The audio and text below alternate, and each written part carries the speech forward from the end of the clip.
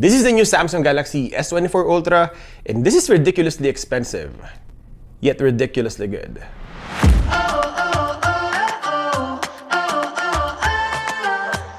Hi everyone, this is JD, your gadget review friend. Welcome back to GadgetRevNow. Smartphones today are no longer devices for communication, but more of investment. For people who love to upgrade every year, people are looking on two things. First is the brand name, and second is the performance. Have you ever had a polarizing phone that's so expensive and yet so good, and you find yourself asking, is this a good investment or a waste of money? From last year's Samsung Galaxy S23 Ultra, Samsung added $100 more for the price of this year's model, but also added the AI feature, or the Galaxy AI, that you would either love or hate. So today, let's talk about all the ridiculous things about S24. This is our full review. Let's go to work. First, let's talk about what's new on this phone, the Galaxy AI. But if you'd like to jump to the other parts of the video, like the camera performance or battery life, I will leave the timestamp on the description below. The biggest headline of S24 Ultra is Galaxy AI. The S24 Ultra is an impressive collection of AI features. It doesn't feel like a unified set of features with collective purposes, but software features that are scattered amongst the application with specific purposes. The first Galaxy AI feature is Circle to Search, which basically opens Google Assistant. You need to encircle anything you need to search on the screen, and it will open Google Assistant.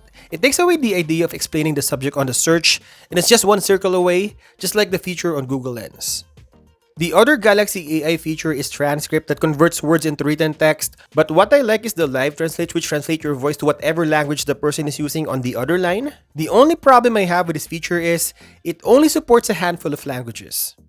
For example, I'm a Filipino and Tagalog is not even supported, and people in my country in the Philippines will not be able to use this Galaxy AI feature, but I feel like Live Translate will support more languages in the future. But all in all, if you're someone in China, Korea, or Spain, then you will find this helpful. The new Samsung Galaxy S24 Ultra comes with Snapdragon 8 Gen 3 chipset, no matter where you buy it around the world, but unfortunately this is not the case for S24 and S24 Plus, which comes with the Exynos chip outside of the US, South Korea, or Canada. So if you don't want to risk getting a different processor, but still wanted to upgrade to the S24 series, then this is the way to go. I can play the most resource-intensive games on Play Store, other editing apps. I tried longer video recording time for almost 20 minutes straight without any lags, and I know that this phone can go longer. I just can't find anything wrong with the performance of the Ultra. With the power-efficient 4nm processor, it didn't get excessive hot on my testing, even a couple of hours of Mobile Legends, and with 12 gigs of RAM, it handled everything I threw at it without any problem. On the software side, the S24 Ultra ships with One UI 6.1, which is Samsung's take on Android 14, and like Android 14 itself, One UI 6.1 is a minimalist OS, and you will find all the great features of Android 14 on this phone.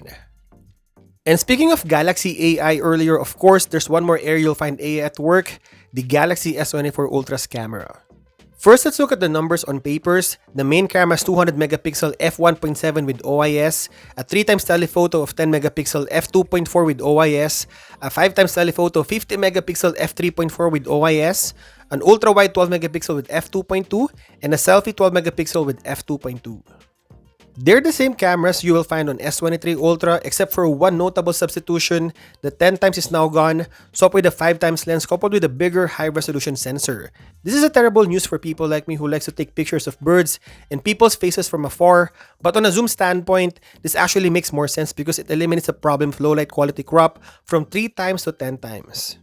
So basically, before on S23 Ultra, from 3x it will crop until 9x until it reaches 10x, so you'll have a bad image quality on that range. Now from the 3x optical zoom, you only need to crop until 4x, then the native 5x or 5x, and Samsung Galaxy S24 Ultra will use digital crop until 100x. So this ain't no way solve the problem on the zoom, but in terms of image quality, losing the 10x zoom and having a better image quality across all range is a good trade-off. We will do a separate comparison video of S24 Ultra versus other flagship phones and even last year's S23 Ultra, so stay tuned. Talking about the image quality, I like the colors of S24 Ultra. It's a little bit toned down this year with a lot of details. It is also less sharpened than last year's S23 Ultra. This feels like the same implementation on the regular S24, and here's more sample of the images. Life has been crazy, just wanna be okay. How can I pick up the pieces? when everything breaks with every day. I'm getting older, I feel the weight upon my shoulders. I'm strong enough, I'll rise above. It's all gonna be okay. If I can be anything, I think I'm gonna be me. I know I gotta be me. Nowhere else I wanna go. Let's start the video test using the selfie camera in UHD 60 FPS. I checked GSM Arena and this is the same sensor as last year's S23 Ultra. The selfie camera of Galaxy S24 Ultra is actually usable for vlogging. So if you're a vlogger and you have this phone, you can even use the selfie camera of S24 Ultra. And this is 8K 30 FPS. There's actually two focal length on S24 Ultra, 1x and 5x. I will show you quickly the video quality of S24 Ultra. So this is 1x.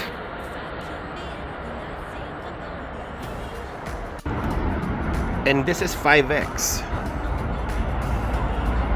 Look at the quality, the details of 8K video recording. Nice. And this is the video recording capability of the rear camera, the ultra wide in 4K 30 FPS. Let's do the zoom test on S24 Ultra. So this is the ultra wide 0.6. This is 1x. This is 3x. This is the new 5x.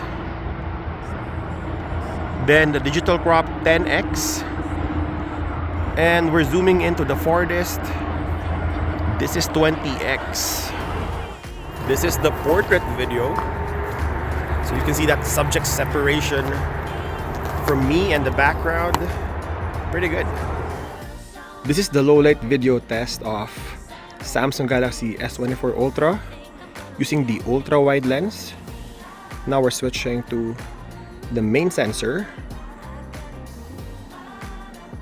And this is the 3x optical zoom. Now we're switching to the 5x optical zoom. And this is the 10x digital crop. We're back with the main sensor. This is in 4K 30 FPS. I think the video quality is really solid on the new S24 Ultra. Now we have the new 4K 120 FPS slow motion video. I'm gonna be me. I know I gotta be me. The S24 Ultra is the first Ultra with the flat screen and I love it. I think it's about time. Now you don't have to worry about your S Pen reaching the curved display and making some weird twitching on your sketch. Also, this phone is a little bit on the heavier side because it's also using titanium frame like what iPhone 15 Pro Max is using. You will still get all the water protection from last year's IP68, and in terms of design and dimension, you will find that this phone looks very similar to S23 Ultra. This phone will even fit S23 Ultra's case. You will find that all ports are similar to last year, even the camera module. I love the colors of this year and I believe that the matte finish on the back is still the way to go. My hands are usually sweaty and this prevents it from smudging the back of the phone. I think for me the titanium orange is the best color of the bunch, but let me know in the comment section below which color do you like the most. Now going from the back of the phone to the front of S24 Ultra, let's talk about the screen. One of the few problems the smartphone has is when the sunlight hits the screen, this forces the screen to max out on its brightness, and with the longer use of max brightness, this will introduce screen burns on the more expensive AMOLED panel. The S24 Ultra goes an extra mile and introduces an anti-glare coating that does a fantastic job of cutting those reflections down. The 6-inch screen can go as high as 2600 nits of max brightness, which makes a real difference when you're using this phone outside. I tested this new coating in the max brightness of S24 Ultra, and I could tell you it's a pleasant surprise to use this outdoors. Feels like you're looking directly on the screen indoors. There's also the new Gorilla Glass armor protecting the screen, and it is much more scratch resistant than the previous version of Gorilla Glass. It's hard to judge this in over a week of testing, but so far so good. Samsung also followed Apple's lead on another screen feature, dimming the wallpaper on Always On Display. I feel like it's a straight Apple copy, and I have zero problems with that because you can still see the information like the calendar directly on the screen, even the phone is practically on standby. And like the Apple counterpart, Samsung also copied Google on another area that I feel is very good and competitive. Aside from Galaxy AI feature like the circle to search, which is a direct competition of Google Lens, now they're also offering 7 years of software support and 7th generation of Android OS. So this brings this flagship phone on the same level as Google Pixel 7 Pro and iPhone 15 Pro Max. If you're someone who loves to keep your phone longer, then you can use this phone until 2031. And lastly, let's talk about the battery life, and the overall battery of S24 Ultra is not great, but it's not bad either. For a light user like me, which is hard to believe, I can go to bedtime with still around 40 to 50% battery life. On those days where I become a power user, like playing heavy games on this phone, maybe recording 4K and 8K video for vlogging, and hours of movie marathon if I'm bored, screen on time could be around 5 to 6 hours, and I may need to charge it twice a day. I feel like there's nothing great about the battery life of S24 Ultra.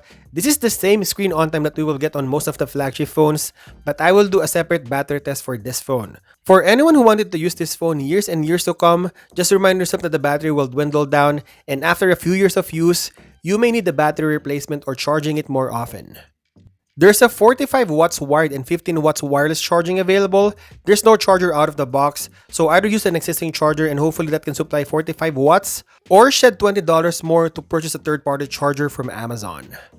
I think overall this phone is ridiculously expensive. There's even a price hike of $100 on top of the asking price of last generation's S23 Ultra. But with everything you get from Galaxy AI, top-of-the-line Snapdragon 8 Gen 3, bright screen, S Pen, and camera improvements, Samsung Galaxy S24 Ultra is also ridiculously good. And there you go, hope you enjoyed this video. I'll continue to compare this phone in our channel, maybe the iPhone 15 Pro Max, the Galaxy S23 Ultra, and Pixel 8 Pro, so stay tuned. And as always, thank you guys for watching, and I'll see you in the next one.